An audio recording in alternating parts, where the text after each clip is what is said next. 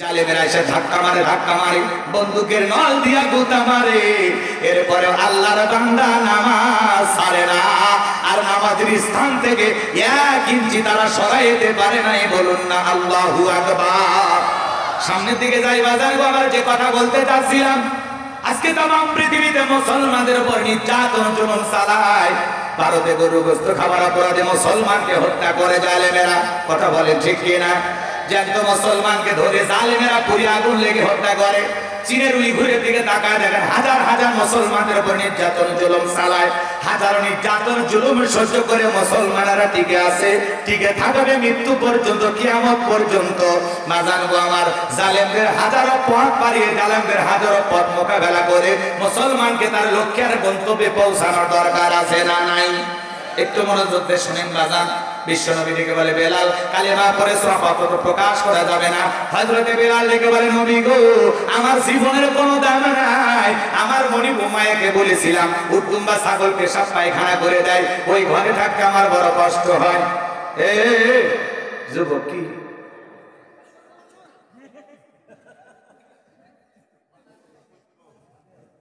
রাগ করছেন? ভালো না লাগলে দোয়া করে দিই, ওটা বাসা করা যাবে না। আগেই বলছি পরিবেশ নষ্ট করবেন না। 1 ঘন্টার সময় দেবেন না, তাহলে এত কষ্ট করে আয়োজন করে কি লাভ? একটু মেহরবানি করে সময় দেন, আস্তে আস্তে মজা পাবেন ইনশাআল্লাহ। এই যুবক, নিরাশ হয়ে যাবেন। তোমরাও যুবক, আমিও যুবক। পৃথিবীর অবস্থা করুন, বক্তার দরকার করুন। কথা বলেন ঠিক কি না? একটু অপেক্ষা করো। শোনা যুবক ভাই আমার, তোমাদের জন্য স্পেশাল আলোচনা আছে না? না, একটা সাইডে তাকবীর দাও, লিল্লাহি তাকবীর। আওয়াজটা বুঝাও, তোমরাও যুবক, তোমাদের বয়স হয়েছে, দোয়া করো লিল্লাহি তাকবীর। আমার যুবক ভাইরা কি দোয়া করব পরে বলতেছি, সামনের দিকে যায়। গভীর মনোযোগ দিয়ে শুনবেন বা জানবো আমার। হযরতে বেলাল ডেকে বলে নবী গো, ও নবী, আমার জীবনের কোনো দাম নাই। আমার মনি উমাইয়াকে বলেছিলাম উদ্দুম্বা ছাগল পেশাব পায়খানা করে দেয়, ওই ঘরে আমার থাকতে বড় কষ্ট হয়।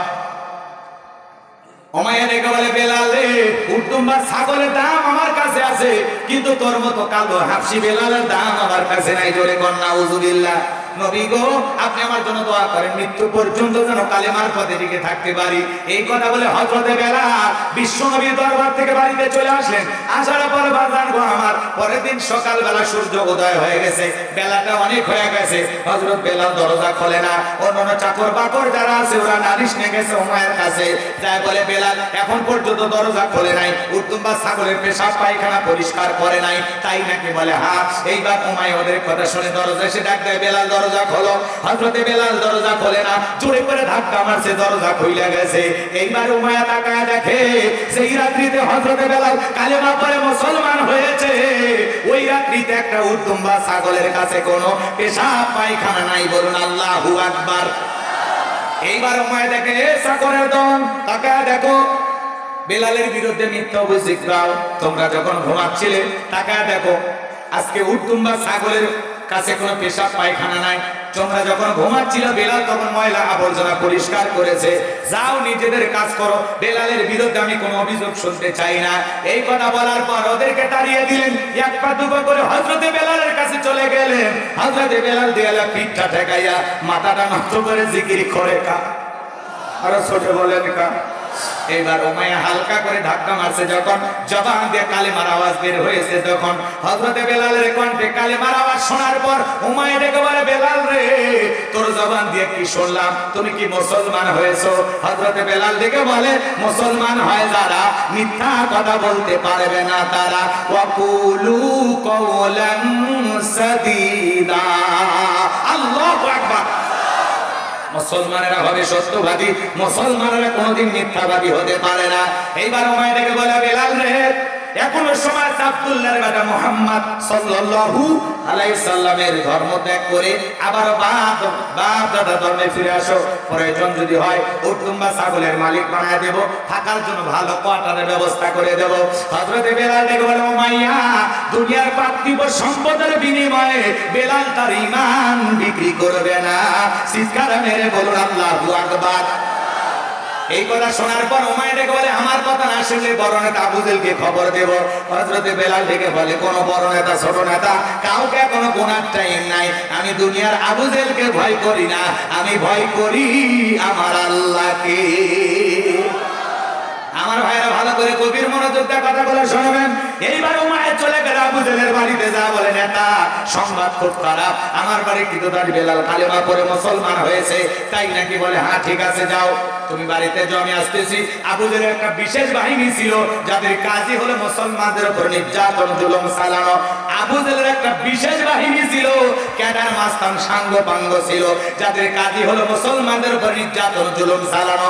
আজও তাম পৃথিবীর দিকে তাকায় দেখেন, জালেমদের একটা বিশেষ বাহিনী আছে, ইমানদার টুপিওয়ালা দাড়িওয়ালা ওদের আল্লাহওয়ালাদের উপরে নির্যাতন জুলুম চালানোর জন্য। কথা কয় না, কথা কয় না। জালেমদের একটা বিশেষ বাহিনী আছে যাদের কাজই হলো ইমানদার মুসলমান আল্লাহওয়ালাদের রক্ত নিয়ে খেলা করা। কথা বলেন ঠিক কিনা? মনে রাখবেন, যাদের হাতে মুসলমানের রক্ত লেগে গেছে, কিয়ামত পর্যন্ত যদি খানায় খাবার গিলাফ ধরে কান্নাকাটি করে কোনো লাভ হবে না। কথা বলেন ঠিক কিনা? আপনি নিজেকে মুসলমান দাবি করেন, আবার মুসলমান হত্যা করেন, কথা বলেন না কেন? আছে না, আছে না নাই? ভালো করে বোঝার চেষ্টা করবেন বাজান। আমার যে কথা বলতে চাচ্ছিলাম, তাম পৃথিবীর জালেমরা ইমানেরা ঐক্যবদ্ধ হয়েছে পৃথিবীর জমিতে ইসলাম আর মুসলমানকে বিদায় করে দেওয়ার জন্য। কথা বলে ঠিক কিনা? আবু জেহেল তার বিশেষ বাহিনী নিয়ে উমাইয়ের বাড়িতে হাজির হয়ে গেল। বেলালকে ডাইকে বলে বেলাল এইদিকে আসো, আমি তোমার পার্সোনাল ভাবে মহব্বত করি, তোমার উপর একটা বিশেষ নজর ভালোবাসা আছে। বেলাল রে, এসব কি শুনছি তুমি নাকি কালেমা পড়ে মুসলমান হয়েছো, এখনো সময় আছে, ইসলাম ধর্ম ত্যাগ করে আবারও বাপ দাদা ধর্মে ফিরে আসো। প্রয়োজন যদি হয় উর্দুম বা ছাগলের মালিক বানায় দেব, থাকার জন্য ঘর বাড়ি ব্যবস্থা করে দেব। ব্যবসা বাণিজ্য যদি করতে চাও, দিরহাম টাকা পয়সা যা লাগে আমরাই তোমাকে দেব। বেলাল তুমি যা চাইবে আমরা তোমাকে তাই দেব। বিশাল একটা লোভনীয় প্রস্তাব দেওয়া হলো। হযরত বেলাল থেকে বলে আবু জেহেল রে, দুনিয়ার সব সম্পদ যদি বেলালকে দিতে চাও, বেলাল দুনিয়ার পার্থিব সম্পদের বিনিময়ে তার বেলালের ঈমান বিক্রি করবে না। চিৎকার মেরে বলুন আল্লাহু আকবার। হযরত বেলাল দেখে বলে বেলাল তার পার্থিব সম্পদের বিনিময়ে বেলাল ঈমান বিক্রি করবে না। দুনিয়ার সব সম্পদ ছাড়তে রাজি, কালেমার পথ ছাড়তে রাজি নাই। বলুন আল্লাহু আকবার। আর আজকে মুনাফিক মার্কা মুসলমান টাকার কাছে বিক্রি হয়ে যায়। টাকা যেদিকে ওদের ফতুয়া সেই দিকে আছে না নাই? অবৈধ বউ তালাক হয়ে গেছে, নেওয়ার কোনো উপায় নাই। ৫-১০ হাজার টাকা যদি হাতের মধ্যে ধরাইয়া দেয়, তখন বলে মানুষ মাত্রই ভুল হয়, সমস্যা নাই, তওবা করে আরেকবার ইসলাম। কথা কয় না? টাকার বন্ধে ফতুয়া দিক সাদিক করে এমন মুসলমান আছে না নাই? টাকা যেই দিকে ফতুয়া সেই দিকে টাকার বান্ডিলের কাছে নিজের আমল ঈমান বিক্রি করে দেয়, আছে না নাই? আছে না নাই? ভালো করে বুঝবেন বাজান গো আমার। যে কথা বলতে চাচ্ছিলাম, গভীর মনোযোগ দিয়ে কথাগুলো শ্রবণ করার চেষ্টা করবেন। এইবার আবু জেহেল থেকে বলে বেলাল, এত বড় লোভনীয় প্রস্তাব দিলাম, রাজি হইলা না, সোজা আঙ্গুলে ঘিউ নাও, আঙ্গুলে একটু বাঁকা করা লাগবে। এই কথা বলে যুবকদেরকে ঢেলিয়ে দিল, চাবুক দিয়ে পিটাও। হযরত বেলালকে চাবুক দিয়ে পিটানো শুরু হয়ে গেল। চাবুক দিয়ে পিটাইতে পিটাইতে কালো চামড়াগুলো ফেটে রক্ত ঝরা শুরু হয়ে গেল। আমার ভাইরা, এইবার আবু জেহেল থেকে বলে বেলাল, চাবুক দিয়ে পিটাইতে পিটাইতে পিট দিয়ে রক্ত ঝরতেছে রে বেলাল, এরপরে কি নবীর কালেমা ছাড়বি না? হযরত বেলাল দেখে বলে আবু জেহেল রে, মারতে মারতে যদি মেরেও ফেলে দাও, জীবনটা দিতে রাজি, বিশ্ব নবীর কালেমা ছাড়তে রাজি নাই। বলুন আল্লাহু আকবার। এবার হযরত বেলালের পায়ে রশি লাগানো হলো। হযরত বেলালের পায়ে রশি লাগা আরবের উত্তপ্ত গরম বালিতে ছেঁচড়ায় ছেঁচড়ায় নিয়ে ঘোরা বলো। আরবের বালিগুলো এত গরম, চাল দিলে মুড়ি হয়ে যায়, এত উত্তপ্ত গরম। ওই ফোটান্ত গরম বালিতে ছেঁচড়ায় ছেঁচড়ায় নিয়ে ঘোরা হলো। বাবলা গাছের কাটা গুলো জিব্বার ভিতরে পেরেকের মতো মারা হলো। হযরত বেলালের পরে আল্লাহর জিকির বন্ধ করে না। বিকেল বেলা যখন হয়ে গেল, আবু জেহেল দেখে বলে বেলাল, চাবুক দিয়ে পিটাইলাম, পায়ে রশি লাগাইয়া ছেঁচড়ায় ছেঁচড়ায় নিয়ে ঘুরলাম, এত নির্যাতন জুলুম করা হলো রে বেলাল, এরপরেও কি বিশ্ব নবীর দল ত্যাগ করবি না? আবারও কি বাপ দাদার ধর্মে ফিরবি না? হযরত বেলাল দেখে বলে আবু জেহেল রে, মারতে মারতে যদি মেরেও ফেলে দাও, বিলালের নিঃশ্বাস থাকবে যতদিন, বেলাল ইসলামের পথে টিকে থাকবে ততদিন। বেলাল জীবন দিতে পারে, নবীর কালেমা ছাড়তে পারে না। আল্লাহু আকবার। এবার আবু জেহেল বলে, যুবকেরা যাও, কয়েকজন মিলে বড় একটা পাথর নিয়ে এসে বেলালের বুকের উপরে চাপায়া দাও। তাই করা হলো, বিশাল বড় একটা পাথর বেলালের বুকের উপরে চাপায়া দিয়া কাফেররা মনে মনে ভাবলো, আবু জেহেল মনে মনে ভাবলো বেলাল পাথরে চাপার আঘাতে মারা যাবে, এই কথা ভেবে ওরা চলে গেল। হযরতে বেলালের বুকের উপরে পাথর, এরপরে জিহ্বা নাড়ায় জিকিরি করে কার? আপনাকে তো জিকিরি করার জন্য কেউ পিটাই না, মারে না, এবার তারপরে কপাল পোড়া মুসলমান আল্লাহর জিকিরি করে না। আপনাকে কি জিকিরি করার জন্য কেউ পিটায়? বেলালের মতো নির্যাতন জুলুম করে না, করে না।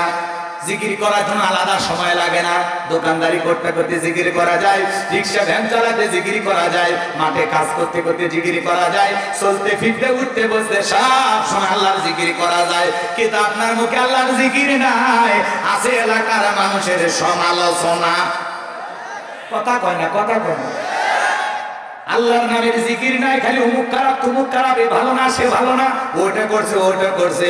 মানুষের সমালোচনা না করে নিজের আত্মসমালোচনা করেন, নিজের আত্মশুদ্ধি করার জন্য কাজ করেন, নিজেকে পরিবর্তন করার জন্য ভাবেন। নিজের যে ত্রুটিগুলো আছে, ভুল আছে, অপরাধ আছে, এগুলো ভেবে ভেবে আল্লাহর কাছে তওবা করেন। মানুষের ভুল ধরতে গিয়া নিজে যে ভুলের সাগরে ডুবে আছেন আপনি খেয়ালই করেননি, না নাই? এমন কায়দায় মানুষের সমালোচনা করে এক জায়গায় বসে, মনে হয় বিপদ কমিটির সভাপতি সেক্রেটারি বসে গেছে, সারাদিন ফটর ফটর ফটর ফটর, মুখ আর বন্ধ থাকে না, চায়ের কাপে ঝড় তোলে। এরকম আমার সজমান আছে।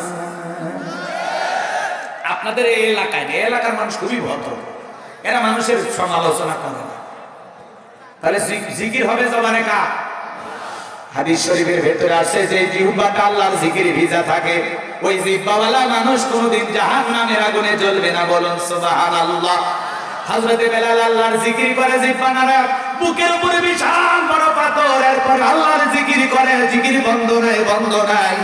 চোখের কোণায় পানি নিয়ে আল্লাহকে ডেকে বলে, আল্লাহ বুকের উপরে পাথর থাকার কারণে তোমার মতো মালিকের জিকির করতে বড় কষ্ট। ও আল্লাহ, তুমি তো সেই আল্লাহ, ইব্রাহিমের জন্য যদি নমরুদের আগুনকে ফুলের বাগান বানায় দিতে পারো, ও আল্লাহ তুমি কি পারো না আমি বেলালের বুকের পাথরটাকে তুলার মতো নরম বানায় দিতে? হযরতে বেলাল দোয়া করতে দেরি, আসমানের মালিক আল্লাহ দোয়া কবুল করতে দেরি করে নাই, করে নাই। বেলালের বুকের পাথরটাকে আমার আল্লাহ তুলার মতো নরম বানিয়ে দিয়েছে। হযরতে বেলাল এইবার জিকির করে, হযরতে বেলালের নিঃশ্বাসের সাথে পাথর ওঠে, আর নামে বলুন আল্লাহু আকবার। আশিক রাসূল বেলাল, নবীর পাগল বেলাল, নবীকে কত ভালোবাসতেন জানেন? বিশ্বনবী যখন মক্কা নগরীতে পথ চলতেন, হযরত বেলাল একবার ডানে যায় একবার বামে যায়। আমার নবী ডেকে বলে, বেলাল রে বুঝি না, একবার ডানে যাও একবার বামে যাও, ব্যাপারটা কি? হযরতে বেলাল ডেকে বলে, নবী গো আপনি কালেমার দাওয়াত দেন, ইসলামের প্রচার করেন, ওই কাফেররা হলো আপনার শত্রু, আপনাকে টার্গেট করে যদি তীর নিক্ষেপ করে নবী গো, ওই তীরটা যেন সর্বপ্রথম আমি বেলালের বুকের ভিতরে ঢোকে। আমি বেলাল মারা গেলে ইসলামের ক্ষতি হবে না, আপনি নবী মারা গেলে ইসলাম আর মাথা উঁচু করে সামনের দিকে দাঁড়াইতে পারবে না। নিজের জীবনের বিনিময়ে বিশ্ব নবীকে আগলায় রাখতেন বেলাল। বলুন আল্লাহু আকবার। নবীকে কত ভালোবাসতেন বেলাল জানেন? বিশ্ব নবীর যেদিন ইন্তিকাল হয়েছিল, ছোট্ট বাচ্চার মতো ফুপিয়ে ফুপিয়ে হযরতে বেলাল কান্না করে আর ডেকে বলে, না না আমি আর জীবনে কোনোদিন আজান দেব না, আমি আজান দেওয়ার পরে বিশ্ব নবী ইমামতির মুসল্লায় দাঁড়াবে না, আমি বেলাল আর কোনোদিন আজান দেব না। সাহাবায়ে কেরাম ডেকে বলে, বেলাল সবর করো, ধৈর্য ধারণ করো, এভাবে ভেঙে পড়ো না, নবী চলে গেছে, বেলাল মানতেই পারে না। ডেকে বলে, আমি মদিনায় থাকবো না, মদিনার অলিতে গলিতে রাসূলের সাথে হাজারো স্মৃতি, আমি পাগল হয়ে যাব। বিশ্বনবী সোমবারের দিন ইন্তেকাল করেছিলেন, বুধবারের দিনে বিশ্বনবীর তামাম পৃথিবীর উম্মতকে কাঁদিয়ে সবুজ গম্বুজের নিচে শায়িত হয়ে গেলেন। আমার ভাইরা হযরত বেলাল মদিনা ছেড়ে চলে গেলেন। 6টা মাস অতিবাহিত হয়ে যায়। হযরত বেলাল মদিনায় আসে না। 6 মাস পরে বিশ্ব নবী ঘুমের ঘরে স্বপ্নে বেলালকে ডেকে বলে, বেলাল, কত মানুষ দূর দূরান্ত থেকে আইসা আমি নবীর কবরের পাশে দাঁড়ায় সালাম দেই, আমি নবীর রওজা পাকে দাঁড়ায় সালাম দেই। বেলাল আয় আয় আয়, মদিনায় আইসা আমি নবীকে একবার সালাম দিয়ে যা। ঘুমের ঘরে বিশ্ব নবীকে স্বপ্নে দেখার পর হযরত বেলাল আর দেরি করলেন না, পাগলের মতো মদিনায় ছুটে আসলেন। আমার ভাইয়েরা, হযরত বেলাল মদিনায় ছুটে আসার পর সাহাবায়ে কেরাম ডেকে বলে, বেলাল দাও না একবার আযান দাও, কতদিন হয়ে গেল তোমার কণ্ঠে আমরা আযান শুনতে পাই না।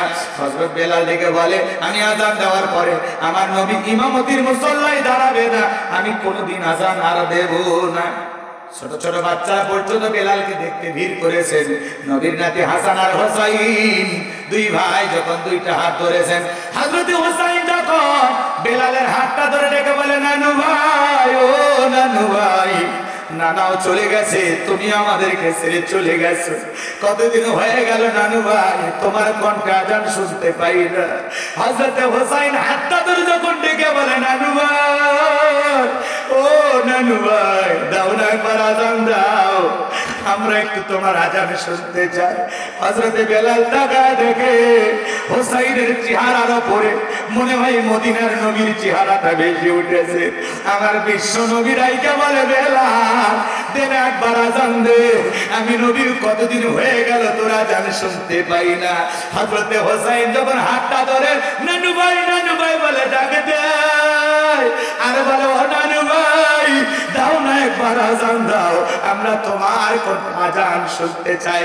হযরত বেলাল হুসাইনের অনুরোধ আর ফেলাইতে পারলেন না, কারণ বেলাল জানেন আমার নবী হুসাইন আর হাসানকে কত ভালোবাসতেন। হযরত বেলাল 6 মাস পরে আইসা আবার মদিনায় আযান দিলেন। বলুন আল্লাহু আকবার। লম্বা ঘটনা ছিল, আর ওইদিকে গেলাম না বাজান গো আমার। হযরত বেলালের বুকের উপরে পাথর নির্যাতন জুলুমের খবর বিশ্ব নবীর কান পর্যন্ত যখন পৌঁছে গেল, আমার নবী ডেকে বলে, ও আমার ভক্ত, আমার বেলালের কষ্টের কথা আমার আর সহ্য হয় না, যাও যাও তুমি আমার বেলালের জন্য একটা কিছু করো। হযরত আবু বকর সিদ্দিক রাদিয়াল্লাহু তাআলা কয়েক গুণ দাম বেশি দেয়া গোলামের জীবন থেকে হযরত বেলালকে আযাদ করলেন, মুক্ত করলেন। বলুন আল্লাহু আকবার। একদিকে সন্তান হারানোর ব্যথা, অন্যদিকে সাহাবায়ে কেরামদের উপর নির্যাতন জুলুম। ভালো করে বোঝেন, নবীজির মনটা খারাপ, বিশ্ব নবীর যখন মনটা খারাপ, নবীকে সান্ত্বনা দেওয়ার দায়িত্ব কার? আমার আল্লাহ ডেকে বলে, জিবরাইল, আমার বন্ধুর মা নাই, বাবা নাই, আমি ছাড়া আমার বন্ধুর কেউ নাই। হে জিবরাইল, আমার বন্ধুর মনটা হয়েছে ভারী, আমি আল্লাহ সইতে নাহি পারি, লাহু মাহফুজ থেকে সূরা কাউসার নিয়ে যায় আমার বন্ধুর উপরে নাজিল করো তাড়াতাড়ি। চিৎকার মেরে বলুন আল্লাহু আকবার। আমার বিশ্ব নবী ডেকে বলে, আনাস, আমার মনটা কেন খারাপ তোমরা জানো, কিন্তু আমার মুস্কি হাসি দেওয়ার কারণ হলো এই মাত্র আসমান থেকে জিবরাইল এসে আমার উপরে সূরা কাউসার নাজিল করলো। বলুন আল্লাহু আকবার। বিশ্ব নবী তখন সাহাবায়ে কেরামদের সামনে তেলাওয়াত করে শোনায়া দিলেন। সবাই জবাব সেরে পড়ুন, ইন্না আ'তাইনাকাল কাউসার ফাসাল্লি লিরাব্বিকা ওয়ানহার ইন্না শানিয়াকা হুয়াল আবতার। আল্লাহু আকবার। এ ভাই, ভাল লাগে না কোরআনের কথা? ভাল লাগে না? এ যুবকে, ভালো কাজ তোমাকে ভালো লাগবে না, কোরআনের তেলাওয়াত যদি ভালো না লাগে অন্তরে মরিচা পড়ছে, বাইরে ঢুকে গেছে। ছোটবেলায় বাবার হাত ধরে মসজিদে গিয়েছিলাম, ইমাম সাহেবের কণ্ঠে সূরা ফাতিহা শুনেছিলাম। আজকে আপনার বয়স 30, 40, 50, 60 বছর ধরে যারা সালাত আদায় করে, কমপক্ষে 40 বার সূরা ফাতিহা পাঠ করতে হয়। বলেন তো, তাহলে হায়াতের জিন্দেগিতে 50-60 বছর নামাজ পড়ে কত লক্ষ বার সূরা ফাতিহা পাঠ করেছে। কেউ কি বিরক্ত হয়ে বলেছে যে সূরা ফাতিহা পড়তে ভালো লাগে? বলেছে ভাই? বলেছে কেউ? ইমাম সাহেব কি বলেছে, ভাই 30 বছর ধরে সূরা ফাতিহা দিয়ে নামাজ শুরু করেছি, কাল থেকে সূরা ইখলাস দিয়ে শুরু করব।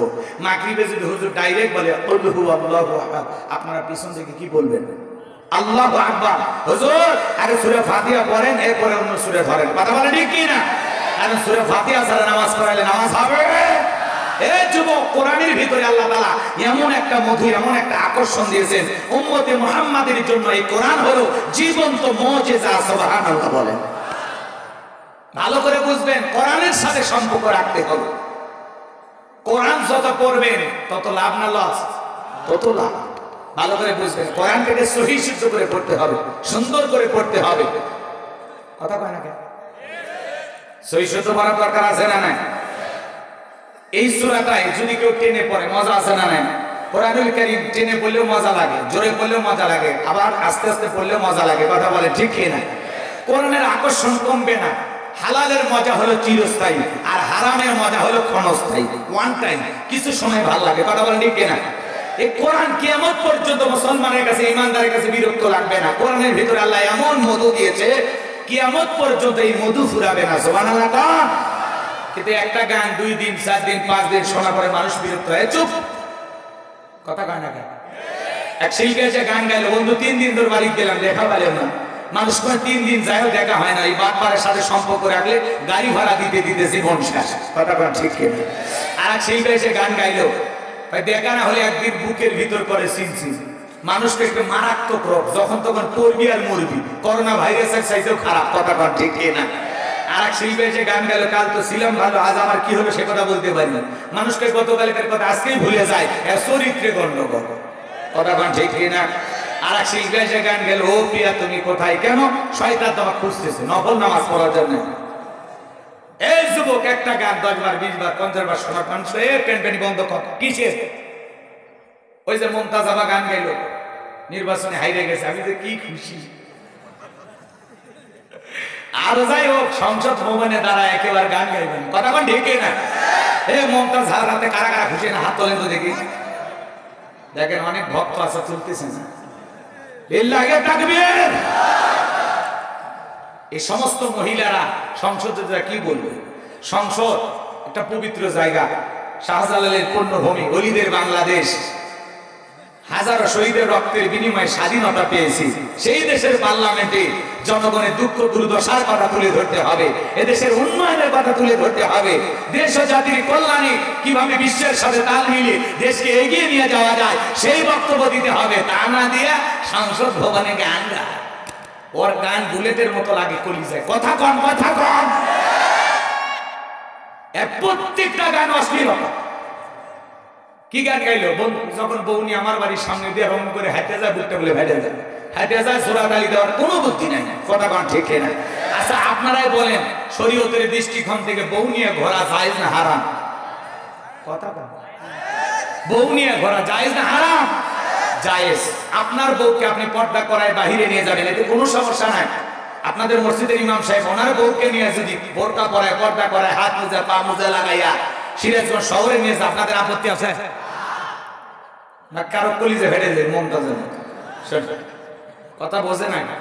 কিন্তু হুজুর ওনার বউকে বাদ দিয়ে যদি সভাপতির বউ কেনে মার্কেটে যায়, তখন বলবেন হুজুর ভালোই মনে করছিলাম, এখন থেকে আপনার ভিতরে ভেজাল আছে। কথা কন ঠিক কি না? মুমতাজ এই গানের মাধ্যমে বলতেছে, বইয়ের হাত ছাড়ো, বান্ধবীর হাত ধরো। এগুলো গানের মাধ্যমে যুব সমাজকে নষ্ট করা হয়, পরকীয়াকে প্রমোট করা হয়, অশ্লীলতাকে জাগ্রত করা হয়, হালালকে বাদ দিয়ে হারামের দিকে ধাবিত করা হয়। এই সমস্ত গান বাজনার মাধ্যমে মুসলমানের ঈমান নষ্ট হবে। কথা বলে ঠিক কিনা? একজন মুসলিম যুবক এই ধরনের নোংরা অশ্লীল গান শুনতে পারে?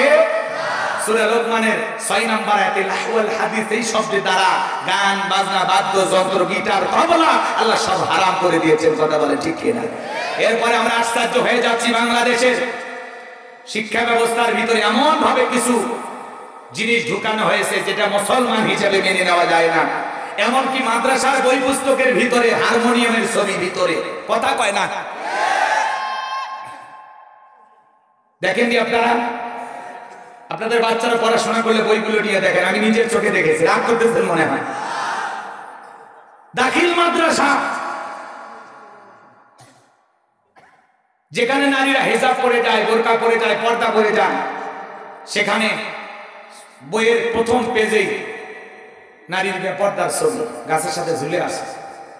আর একজন লাফাইতেছে, নাচতেছে, আর একজন আবার হারমোনিয়ামে বসে আছে। কথা কয় না? বলেন তো, মাদ্রাসায় বাচ্চা কাচ্চা কি জ্ঞান শিখতে যায়, কৌতুক শিখতে যায়, অভিনয় শিখতে যায়? স্কুলে এগুলো ছিল আগে কিছুটা, এখন যেভাবে সব জায়গায় গান বাজনা, হারমোনিয়ামের ছবি, সারেগামাপা নিদাপা গা সা মা গা, যেইভাবে ঢুকানো হচ্ছে মাদ্রাসার ভিতরে, আর যাই হোক এটা মেনে নেওয়া হয় যাবে না। কথা বলে ঠিক কিনা? আমরা মুসলিম হিসাবে যদি প্রতিবাদ না করি, শরীফ থেকে শরীফার গল্প, মুন্না থেকে মুন্নির গল্প, নানান ধরনের ভাবে যুব সমাজকে অশ্লীলতার দিকে ধাবিত করা হচ্ছে। কথা বলে ঠিক কিনা? আরে ভাই, হিজড়াদেরকে নিয়ে গল্প লেখেন, ফার্স্ট জেন্ডারদেরকে নিয়ে আমাদের কোনো আপত্তি নাই, এ সমাজে তাদের বেঁচে থাকার অধিকার আছে, কিন্তু এই ট্রান্সজেন্ডারের নামে সমকামী থেকে প্রমোট করবেন, এ জাতির যুব সমাজকে বুঝাইয়া দেবেন যে দেখতে ছেলেটা পুরোটাই ছেলে, কিন্তু মনে মনে একজন মেয়ে।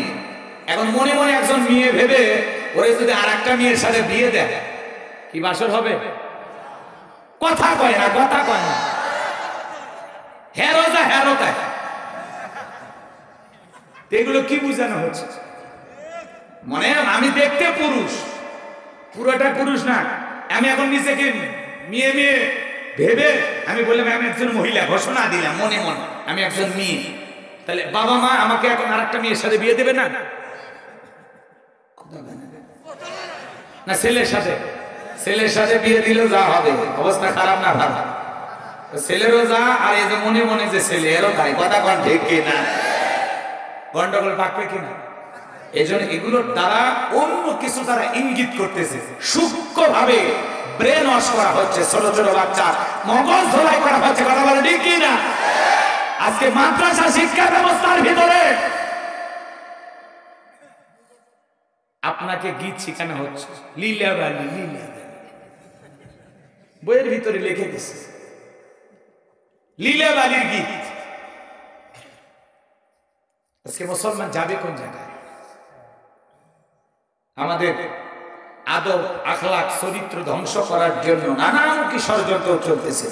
শিক্ষা ব্যবস্থা নিয়ে এটা কোনো রাজনীতি নয়। কথা বলেন ঠিক কিনা? আপনারা যা খুশি তাই করেন, পাবলিক মন খারাপ করবে না, অন্তত আমাদের সন্তানদের ভবিষ্যৎ নিয়ে কাউকে খেলা করতে দেয়া হবে না। কথা বলেন ঠিক কিনা? সন্তানদের ভবিষ্যৎ নিয়ে খেলবেন না। বাচ্চা কাচ্চা অভিনয় শিখতে যায়, নাচ গান শিখতে যায়, আর মাদ্রাসার ভিতরে হারমোনিয়ামের ছবি। কোন মাদ্রাসায় হারমোনিয়াম আছে? তাহলে মাদ্রাসার বইগুলোর ভিতরে হেজাব ছাড়া নারীর ছবি কেন? আপনি সংস্কৃতির নামে কি শিখাতে চাচ্ছেন? কি শিখাতে চাচ্ছেন? আবার শুধুমাত্র ওগুলো না, হারমোনিয়াম দিয়ে একজন বসে আছে আর একজন আবার কমর তুলে না আসতেছে, ওগুলো ছড়িয়ে দেওয়া আছে। আহা মুসলমান, পরিকল্পিত ভাবে আমাদের শিক্ষা ব্যবস্থাকে ধ্বংস করার একটা চক্রান্ত চলতেছে। কথা বলেন ঠিক কিনা? যদি আমরা সচেতন না হই, ঘুম থেকে যদি না জাগি, তাহলে আরো যে ভবিষ্যতে কি হবে। এখন তো পড়াশোনা নাই, পুরোটা খালি অভিনয়, নাচ গান, রং তামাশা। কথা বলে ঠিক কিনা? আজকে দেখলাম, শোনেন, এই যে নাটোর শহরে একটা গার্লস স্কুলে একটা ছেলে বোরকা পরে মহিলা সাইজা স্কুলের ভিতরে ঢুকেছে। কোন স্কুল? গার্লস, মহিলাদের স্কুল। কথা কয় না? বালিকাদের স্কুলের ভিতরে একটা ছেলে বোরকা পরে মহিলা সাইজা ঢুকছে। কথা কয় না? কথা কয় না? এই ছেলেটা আবার ঢোকার পিছনে কারণ আছে, এবার বাজি ধরেছে। বাজি ধরে বলেছে আমি বোরকা পরে মেয়েদের ক্লাসরুমে ঢুকবো, ওদের সাথে বসে ক্লাস করবো, তোমাদের দেখায়া দেব। এই যে বাজি ধরে ক্লাসরুমে বসে আছে, নারী শেষে ছেলে মানুষ বাজি ধরে নারীদের গার্লস স্কুলের ভিতরে ঢুকেছে বাজাবো আমার মহিলাদের সাথে বসা। আবার যাদের সাথে বাজি ধরেছে ওরা মনে হয় গোপনে পুলিশকে খবর দিয়েছে। পুলিশটার ভাইয়া স্কুলের ভিতরে আসছে, টার্গেট করে ওই ছেলেটাকে ধরেছে। এবার যখন বোরকা ধরে টান দিয়েছে, মুখটা খুলে গেছে, তাকা দেখে এটা লেডিস না, এটা জন্ডিস। কথা কোন ঠিক কিনা? এটা তো নারী না, এটা পোলা। এইবার ছেলেটার বোরকা ধরে যখন টান দিয়েছে, মাথার হেজাব যেটা ছিল এটা খুলে গেছে। এবার পুলিশের সাথে ঝাপটা ঝাপটি কইরা, জোরাজোরি কইরা, শক্তি দেখায় দৌড়ে যেতেছে, লাভ পড়ে গেছে। এবার পুলিশের লোকজন আর বুকের উপরে চড়ছে, সেটা ওই অবস্থায় টেনে হেসরে ওরা এখন কোন জায়গায় নিয়ে গেল আল্লাহ ভালো জানে। তাহলে যুবকদের মাথা মগজ গেছে কোন জায়গায়, এদের আকল জ্ঞান বিবেক কোন জায়গায় গেছে? বাজি ধইরা, বন্ধুদের সাথে বাজি ধইরা নারীদের স্কুলে ঢুকে বোরকা পরে নারী সেজে যায়। এমন যুবককে একটু পিটাইয়া সাইজ করা দরকার আছে না? না, এরা নাটক সিনেমা দেখে বাজি শিখেছে, রাগ করেছেন মনে হয়। তাহলে বন্ধুদের সাথে বাজি ধরে গার্লস স্কুলের ভিতরে ঢুকেছে, বোরকা পরে পুরুষ মানুষ যা নারীদের সাথে ক্লাস করতেছে। জামানার হালচাল বলা বড় দায়। এখন এই কথাগুলো বলে অনেকের মন খারাপ হয়। আমি উচিত কথা যদি বলি অনেকের কষ্ট হবে বাজান গো আমার। এজন্য যাই হোক কথা আর বাড়াতে চাই না। শিক্ষা ব্যবস্থাকে ধ্বংস করা হচ্ছে পরিকল্পিত ভাবে। এজন্য আমরা যদি জাগ্রত না হই, এই হারমোনিয়াম, গিটার, তবলা, নাটক, সিনেমা নিয়ে আপনার সন্তান থাকবে, সন্তানের ভিতরে শিক্ষা নামের কোনো কিছু থাকবে না। কথা বলেন ঠিক কিনা? বলা যায় না, একদিন বলবে সবাই একটা করে হারমোনিয়াম নিয়ে আসো, আর একদিন বলবে গিটার নিয়ে আসো, আর একদিন বলবে নায়কের মতো সেজে আসো, আর একদিন বলবে নায়িকার মতো সেজে একটু অভিনয় করো। আসলে বাজার স্কুল কলেজে মানুষ সন্তানদেরকে পাঠায় সুশিক্ষায় শিক্ষিত বানানোর জন্য, মানুষের মতো মানুষ বানানোর জন্য, নাটক, সিনেমা, গান বাজনা শিখানোর জন্য নয়। কথা বলেন ঠিক কি না? মন খারাপ করছেন নাকি আপনারা? সন্তানকে মানুষের মতো মানুষ বানাইতে হইলে শিক্ষা ব্যবস্থা থেকে এগুলো পরিবর্তন করতে হবে। জীবনে কোনোদিন মাদ্রাসার বইয়ের প্রথম পেজে হারমোনিয়ামের ছবি ছিল না, নারীদের হেজাব ছাড়া ছবি ছিল না। আজকে এগুলো ঢুকিয়ে দেওয়া হচ্ছে। আল্লাহ আমাদের সঠিক বুঝদান করে, জোরে বলেন আমিন। আবার দেখেন এগুলোর পাশাপাশি ছেলেও আবার মেয়ে সাজা মহিলাদের স্কুলে যাচ্ছে। কি জামানা এসে বললো, আল্লাহ আমাদের হেদায়েত দান করুন, জোরে বলেন আমিন। শিক্ষা কমিশনে যারা দায়িত্ব আছেন সে সমস্ত ভদ্র লোকদেরকে আমরা শিক্ষামন্ত্রী সহ বাংলাদেশের শ্রেষ্ঠ অভিভাবক যারা, তাদের কাছে অনুরোধের ভাষায় বলবো, আর যাই হোক শিক্ষা ব্যবস্থাটাকে নিয়ে এইভাবে তামাশা করবেন না। কথা বলে ঠিক কিনা? সন্তানদেরকে বিপদগামী বানাইতে চাই না, নাচ গান আমরা শিখাতে চাই না, ওটা ব্যক্তিগত চর্চা। কেউ তার ছেলেকে গায়ক বানাইতে চায়, নায়ক বানাইতে চায়, অভিনেতা বানাইতে চায়, এটা ভিন্ন কথা। ওদের আলাদা প্রতিষ্ঠান আছে, আলাদা জায়গা আছে। কথা বলে ঠিক কিনা? আপনি ঢালাও ভাবে সব সন্তানকে শিখাবেন, আমি হুজুর আমার ছেলেকে আমি কোরআন তিলাওয়াত শেখাবো, গজল শিখাবো, ইসলামী সঙ্গীত শিখাবো।